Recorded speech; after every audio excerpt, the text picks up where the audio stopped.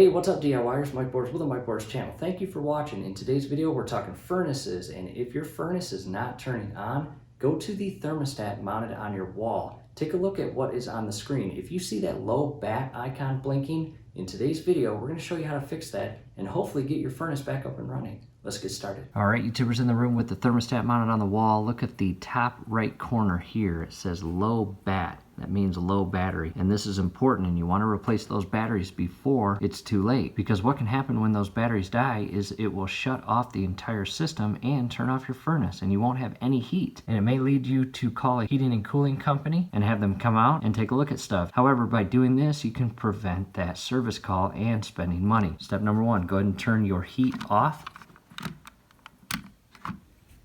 And under here, you've got a little notch here. And what we are going to do is carefully with one hand apply pressure outward toward us, and at the same time holding it firm up here, because the last thing we want to do is pull it off the wall. That would not be good. I'll need both hands. And again, there is no easy way to do this. You just have to be extremely careful. Once you get the connections loose, it's basically connected at a hinge clip up top. Carefully shift it off, and see these electrical leads? Those leads actually go inside the bottom portion squares below these screws where they make the electrical connection. So from here, we need to remove both of those batteries. Making progress. Old AAA batteries have been removed. Take a look at that. It's got really nice cutouts to show the position of the batteries and how they're supposed to be secured inside the thermostat.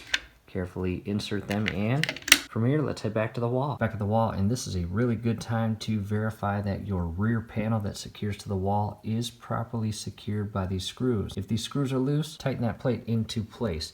And you'll notice the little lip up top and these little tabs here, one on each side.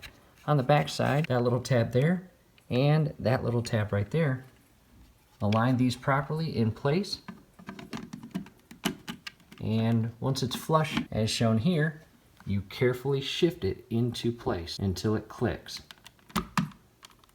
Just like that. And from here we can see that we no longer have that low battery icon, and we'll turn our heat back on.